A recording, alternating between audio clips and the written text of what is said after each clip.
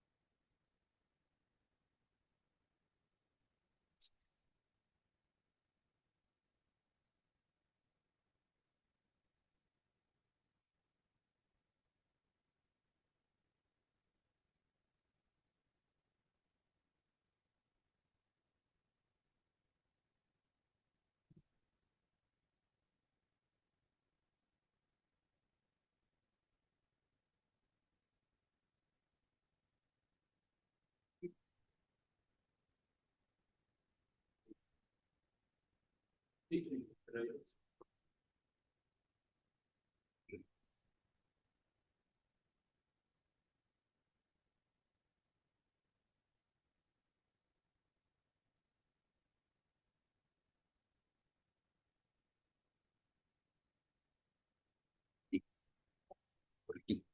Está bien, gracias. Buenos días. Quiero agradecer a las autoridades por la invitación a participar en este curso. Y es realmente un compromiso porque, tomando las palabras del ministro, bien decía que estamos en presencia de una batalla continuada. Una batalla continuada por la emancipación, por la independencia, por la construcción de la nación venezolana. Y es en ese marco donde yo quiero inscribir el desarrollo del tema que me ha tocado la mañana de hoy. Un tema que por lo demás tiene elementos que van sobre todo dirigidos a la instrucción, a la formación, porque el tema que me toca desarrollar, democracia liberal representativa versus democracia popular, se inscribe en unos ejes del campo de la ciencia política, de la teoría política y de la filosofía política que han ocupado buena parte de la reflexión humana a lo largo ya de varios siglos, por lo demás. Cuando hablamos de la democracia liberal, y no voy a atiborrarlos con autores, obras, sino simplificar. Cuando hablamos de la democracia liberal, estamos hablando de la referencia a la tradición del pensamiento liberal. Pensamiento liberal incluso contra el cual, con una larga tradición a su vez, Marx va a combatir. Y en este sentido, ese pensamiento liberal tiene una visión marcada en lo económico, pero también en lo político y social, y en lo individual, en el individuo, en el ser humano. Y en materia del campo económico, la idea del pensamiento liberal es, como todos bien sabemos, el mercado. El mercado, la famosa mano invisible de la cual hablaba Adam Smith. Los factores acomodándose para lograr un equilibrio. Y eso acompañado de la propiedad privada, que incluso en el pensamiento clásico liberal era sacralizada. No se podía tocar la propiedad privada, era un derecho individual. Pero es también el reconocimiento formal de derechos y de libertades civiles.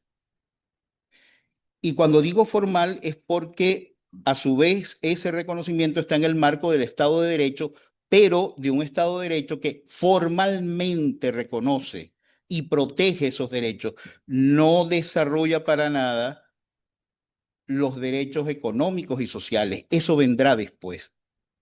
Y es también, y esta nota es muy importante porque incluso persiste hasta los tiempos actuales, la contraposición entre el Estado y la sociedad civil. Estado y sociedad civil son como una suerte de aceite y agua que están permanentemente chocando. Y por eso entonces el reto de la famosa sociedad civil en la versión liberal es cómo logra controlar los excesos del Estado. Pero si esta es la vertiente que vamos a desarrollar en lo que llamaremos la democracia representativa, vinculada con el sistema económico capitalista, la segunda es una línea que además tiene una larguísima también tradición de vinculación con el pensamiento socialista. Y no voy a englobar pensamiento socialista porque dentro de lo que llamamos pensamiento socialista hay también una cantidad de vertientes, desde el anarquismo hasta el marxismo y el socialismo científico. De manera entonces que lo voy a englobar todo como socialismo porque si algo tienen en común es el reconocimiento, por supuesto, de la redistribución equilibrada de la riqueza, de la redistribución social. Es el reconocimiento de la eliminación de relaciones sociales de explotación en el marco de la producción o de los sistemas de producción o de los modos de producción que se han identificado. Es también la transformación social para lograr la construcción de una sociedad justa. Es la igualdad, pero no una justicia formal como la del Estado de Derecho, es la justicia social. Y esa justicia social va acompañada, como he señalado, al elemento de la redistribución social de esa riqueza. Y es también, finalmente, el poder popular. A diferencia de la democracia liberal representativa, que reconoce las clases, que termina incluso siendo la base para unas relaciones de dominación de la burguesía sobre otros sectores de la sociedad, en el caso del socialismo, estamos en presencia del poder popular ocupando el Estado. Fíjense que esta nota es muy importante porque en el pensamiento socialista no hay contradicción entre el Estado y el poder popular. El poder popular es el que hace al Estado mismo, es la expresión, el Estado, de ese pacto de las clases. ¿Para qué? Para ejercer la dominación. Visto estos dos contextos, que en la lámina ustedes lo pueden identificar como sistema económico capitalista y sistema económico de transición socialista, he preferido matizar porque es todo un debate y una discusión que aún no hay un sistema en el mundo que haya alcanzado como tal al socialismo. De manera que estamos en un proceso de transición. Visto esto, nos tenemos entonces que adentrar ahora en las formas políticas, identificar las formas políticas y caracterizarlas, porque entramos en un campo que, por cierto, es un elemento importante para el debate político, porque estamos hablando de los tipos de regímenes políticos.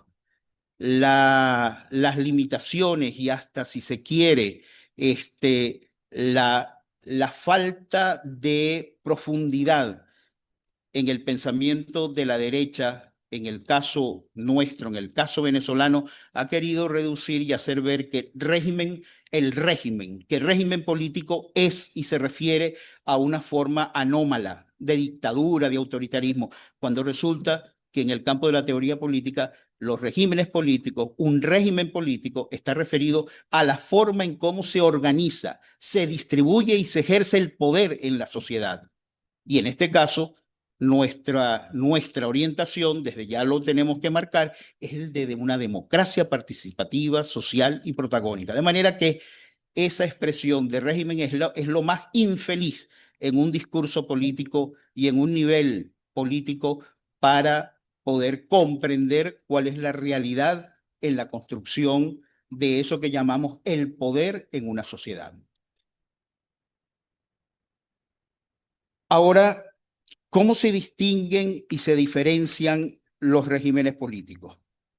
En primer lugar, vamos a hablar que dentro de las formas de la democracia liberal representativa tenemos, y esto es bueno identificarlo porque cuando leemos documentos, cuando escuchamos declaraciones del presidente, cuando incluso vemos las convocatorias para el ALBA TCP y se dice jefes de gobierno, presidentes y jefes de gobierno, hay que tener claridad conceptual a qué nos estamos refiriendo. Por eso entonces yo quiero dedicar a caracterizar las formas de regímenes políticos.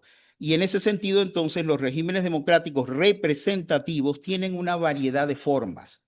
Y la primera de ellas son las democracias presidencialistas. Las democracias presidencialistas se caracterizan porque tienen un presidente que es a la vez jefe de Estado y jefe de gobierno. Y ejemplos de ello, por ejemplo, Argentina en América Latina, Ecuador, Italia, Suiza, en Europa, Estados Unidos, son formas presidencialistas. Pero también tenemos una variedad que es lo que se llaman semipresidencialistas. Y el carácter de la semipresidencialista viene dado por el hecho de que hay una combinación entre presidencialismo con parlamentarismo. Y en este sentido, entonces, tenemos que hay un jefe de gobierno y un jefe de Estado. El jefe de Estado es el presidente y el jefe de gobierno es entonces quien hace las funciones administrativas, pero tienen una característica, que mientras se elige al presidente por voto popular, el jefe de gobierno es designado por el Parlamento o por la Asamblea, dependiendo de cómo en cada país se denomine el poder legislativo. Ejemplos de ello es el caso de Francia. Francia no es una república presidencial, es semipresidencial. Rusia es una república federativa semipresidencial. Estos son elementos que es importante manejarlos y tenerlos en la claridad conceptual. También Egipto es un sistema semipresidencial. Fíjense, Egipto lo estamos invitando para que sea en Filben el país anfitrión este año. Pero tenemos también las democracias parlamentarias. ¿Y qué queremos decir con democracias parlamentarias? Esas democracias parlamentarias son la evolución de las monarquías constitucionales del siglo XVIII y del siglo XIX.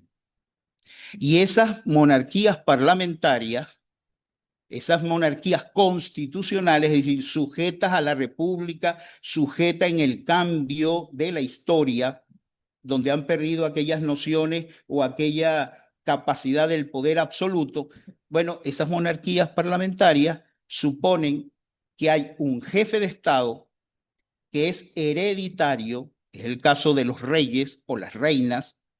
Recuerden ustedes en Gran Bretaña, es decir, en el Reino Unido,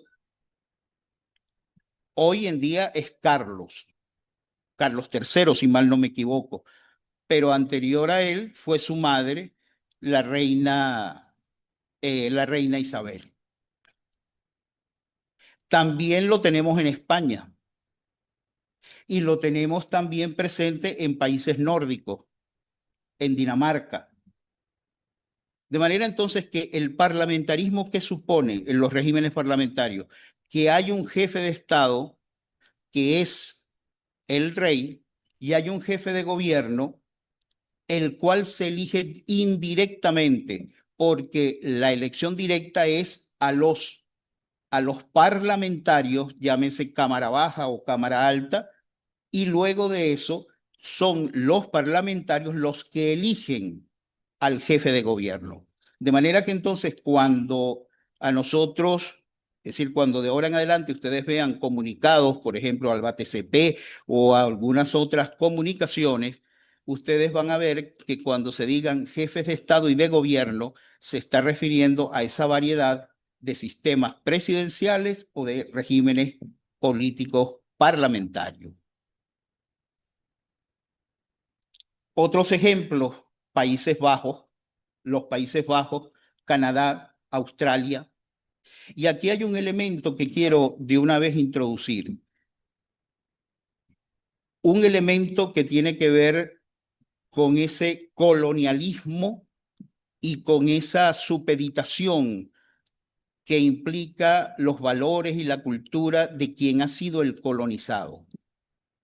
La mayoría de los países, en el caso del Caribe, África, Asia, que fueron colonizados bien sea por Francia, por Gran Bretaña y por otras potencias, cuando accedieron a la independencia, han copiado las instituciones políticas que heredaron de la propia etapa colonial.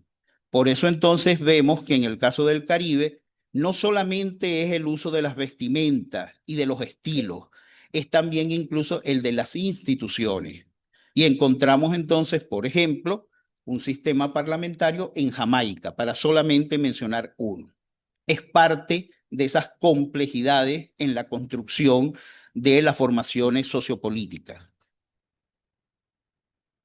¿Cuáles son las características de las democracias liberales?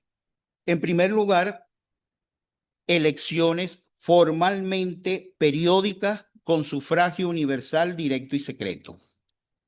Sin embargo, hay que matizar que eso no quiere decir, como ya he mencionado, como he dado a entender, que todas las autoridades son de libre elección y por sufragio directo. Va a haber elecciones directas y elecciones indirectas.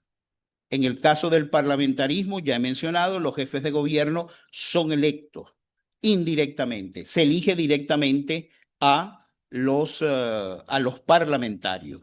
De manera entonces que hay esta complejidad y esta matización que debo hacer.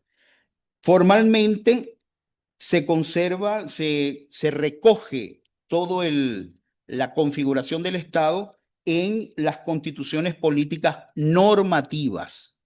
Si algo caracteriza a las democracias representativas es que a su vez se desprenden en el marco de constituciones formalmente normativas. Por eso es muy común que las constituciones de países que a su vez tienen formas de democracia representativa sean constituciones rígidas, no como nosotros que tenemos una constitución flexible, abierta, que nos ha permitido las convocatorias a asambleas constituyentes sin que eso signifique un trauma político en la sociedad. ¿Por qué? Porque nuestra constitución tiende a ser sociológica, no normativa. El otro rasgo es la existencia de sistemas de partidos.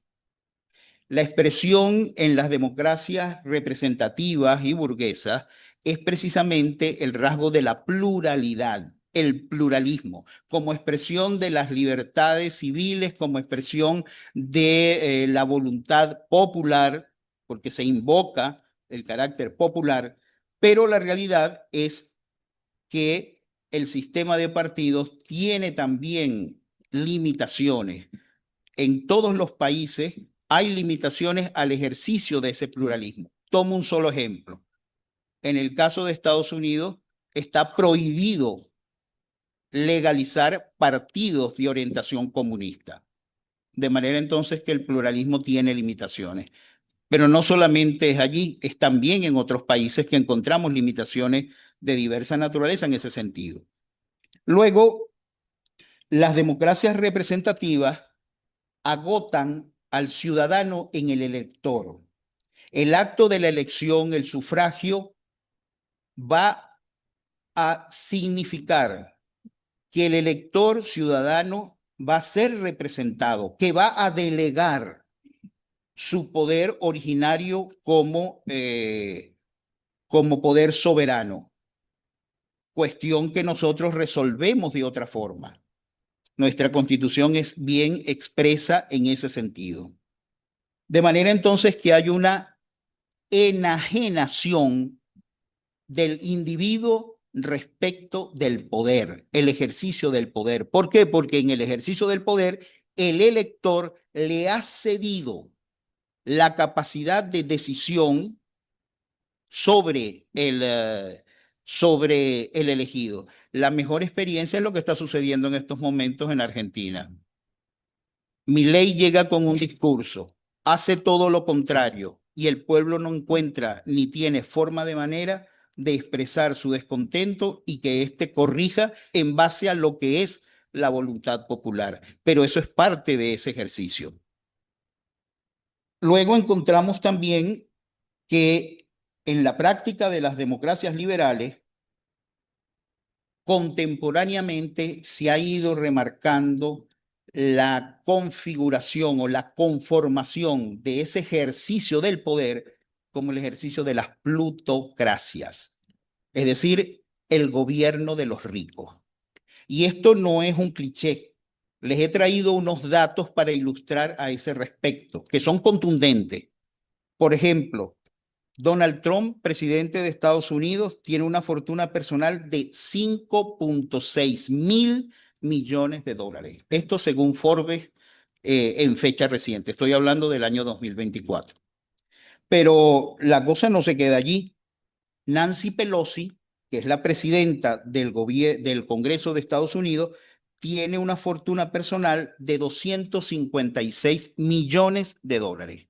Fechas del 2024, la fuente es Forbes. Pero no solamente estamos hablando de Estados Unidos. El presidente francés Macron tiene 50 millones de euros, más o menos como 53 millones de dólares en su fortuna personal.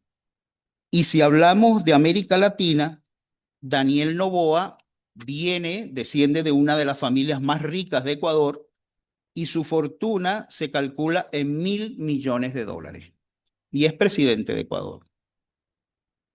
Por eso podemos entender muchas de las orientaciones de políticas liberales que adoptan. Y ya que mencioné a Argentina, que no se me quede por fuera, porque también en el caso de Macri, Macri igual, Macri tiene varios cientos millones de dólares, pero actualmente Milei tiene también, por lo menos declarado, 5 millones de dólares, que no es poca cosa, ¿no? Y si hablamos de el presidente ya fallecido, Sebastián Piñera, estamos hablando que su fortuna para el 2018, antes de morir, siendo presidente, si ustedes recuerdan de Chile, su fortuna personal era de 2.800 millones de dólares. Por eso es que se puede entender incluso los ataques contra Venezuela, lo furibundo de la contraposición con Venezuela, porque estamos hablando de la conformación de poderes políticos, uno de cuyos rasgos es precisamente la plutocracia.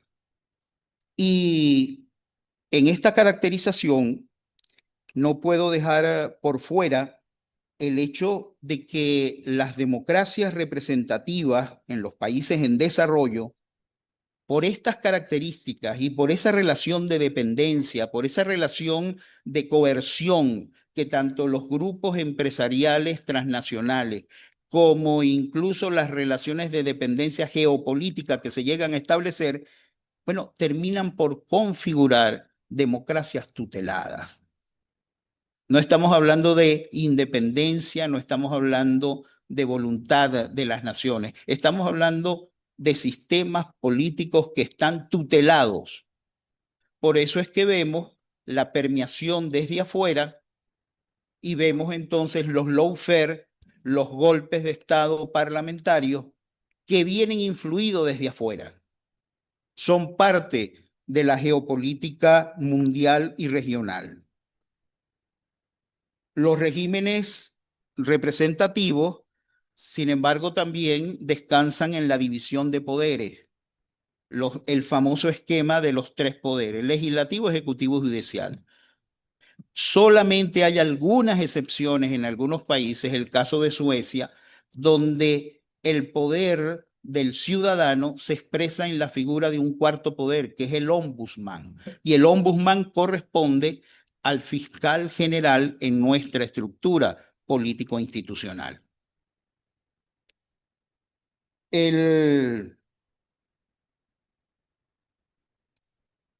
Muy brevemente, no voy a dejar pasar el hecho de que encontramos también una configuración de otros regímenes políticos, que es el caso de las monarquías absolutas, porque todavía las hay. Son pocas, pero las hay. Y en el caso de las monarquías absolutas, por ejemplo, en Tailandia, Bután, Arabia Saudí, Omán, Bahrein, Kuwait, Qatar, Jordania, países varios de ellos con los cuales mantenemos relaciones estrechas. Bueno, en ese caso, lo que nos vamos a encontrar son sistemas económicos, preferentemente sistemas económicos de capitalismo de Estado. Y el ejercicio de la monarquía absoluta supone entonces que hay una autoridad superior que concentra todos los poderes. Solamente voy a señalar esto con una matización. En el caso de Jordania, para que ustedes vean cómo funciona esta estructura, en el caso de Jordania hay un parlamento bicameral, pero el pueblo elige a la Cámara Baja, pero el rey de Jordania, designa a los representantes de la Cámara Alta. Y luego entramos a las democracias populares, los regímenes de democracias populares como tal, que corresponden a procesos de transformación socialista. En este caso, vamos a distinguir dos variedades. Un tipo, que son las democracias populares como tal, y las democracias participativas y protagónicas, que es el caso venezolano. En el caso de las democracias populares, vamos a tener claro que parten de la legitimación de un proceso revolucionario, de un hecho inédito en su propia historia política que marca un punto de ruptura. Por eso entonces el hecho fundante es fundamental para la caracterización de las democracias populares. Llámese la Guerra de Liberación en el caso de Vietnam, llámese el golpe, es decir, la caída y la lucha revolucionaria en el caso de Cuba y Batista, en cualquiera de los procesos. Para las democracias populares, a diferencia de las representativas, nosotros encontramos que el individuo no es en sí una unidad cerrada. El individuo es parte de una comunidad y como parte de esa comunidad tiene responsabilidades.